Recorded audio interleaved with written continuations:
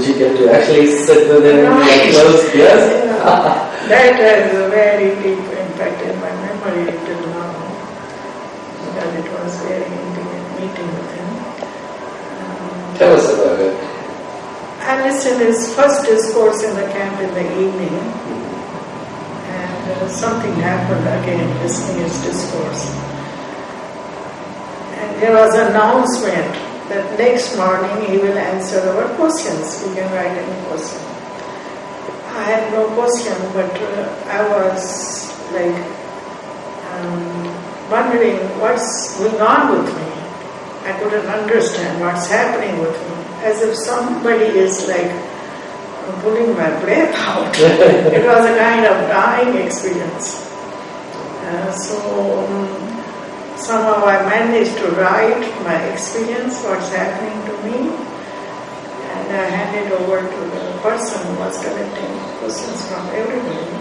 So next morning, when he came and sat on the podium, this man gives him all these papers. There were like a bunch of papers, many people had given their questions. I gave this in writing, but there was a kind of fear also inside. I was scared of him. So I was sitting quite far away, like hiding. And then he comes and sits and he starts reading these questions, and I started sorting out these questions. When he started reading my paper, I can see it is my paper he's reading now. It was pink color paper. And reading it, he started looking at the audience. And he started looking from the left and went on, and when he came to me, his eyes stopped there. Really? He didn't look further. And I knew that he came to know that I had written this.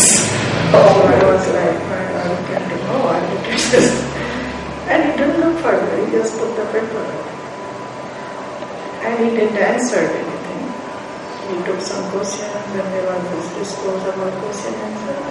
After the discourse was over, people were like rushing towards him. Someone is touching his feet, someone is holding his hands, and I'm looking and standing a little away, not being courageous to go.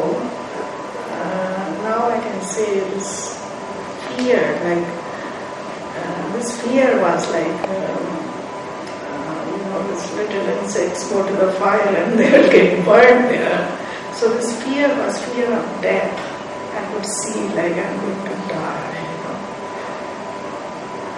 And when he started leaving, I felt like my God, he's leaving. So I rushed. In spite of me, I just rushed towards him and went and touched his feet. And he said, "You have written that." I know what he's saying, and I said, "Yes, I've written that." Wow. And he said, "Okay, you come and meet me in the afternoon." Wow. So you went? Yeah. You want to hear that? Yes, sure. This is a story I really mentioned in my book also, which is very, like, I would say a new chapter in my life began with that story, with that meeting. I went to the place where he was living, and then I was surprised there were so many people who had come to meet him. There was a big line of people, and one by one person was sent inside his home. And within 2-3 minutes, person will come out and the next person goes. And I was standing there in the line. My heart is just like throbbing in anticipation and not knowing what's going to happen next.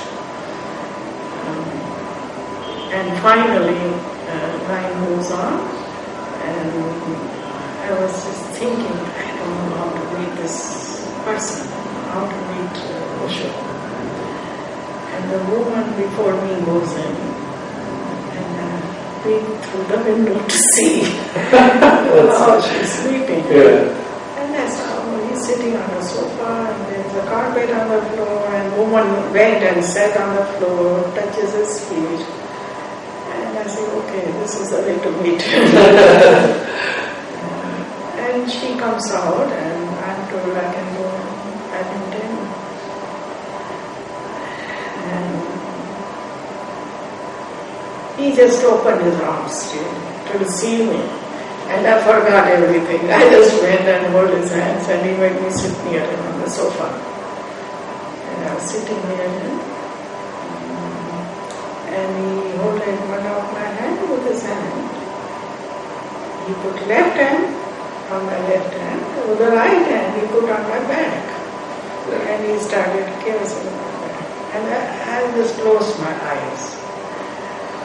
And within, I would say, a couple of minutes, whatever was happening inside me, everything settled down.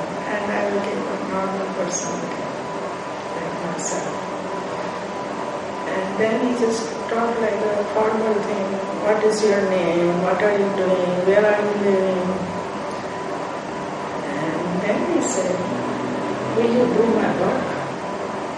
I didn't know what his work is. So without thinking, I just said, yes, I will do my work.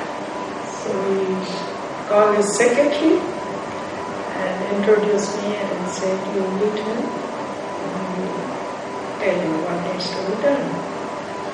And within maybe 3-4 minutes, I was out of the room. The next thing, I should mention this also. When I was walking out of the room, I again looked back at him. It was like, I want to see him again. Yeah. It is too early to And then he called me again and I sit on the carpet. And he put his left foot on my chest. And again, I would say second satori happened, my mind disappeared. It was maybe a few seconds maybe. And this awareness was totally there. I was there, totally aware. Knowing what's happening, I can feel some energy from his feet entering in me. There is no thinking inside, I'm in deep silence, and my eyes are closed, and as if time is stopped. Feels like now I think about it, it was an eternity. And then he put his foot away, and tells me, come back. And I really come back, I open my eyes. And he just looks and smiles and just pats me and says, good. And then I walked out. And the next thing is I meet this secretary and I work out with him. That time my whole feeling was that everybody should listen. So I was already connected with many groups. So I started connecting with them that everybody gather, what time let us fix some time and I'm bringing some tapes and you have to listen to this discourse. That way with the secretary I started bringing groups of people, making them hear and when I realized like 50 people are listening and maybe 4 or 5 people immediately get some taste of it. And then they started asking more, where is he, where we can buy his books, when the next meditation can be happening. So I started like that. And it was a joy for me to do this. I used to go to office also. But in the evening when I'm free, every day we used to go somewhere with these discourses.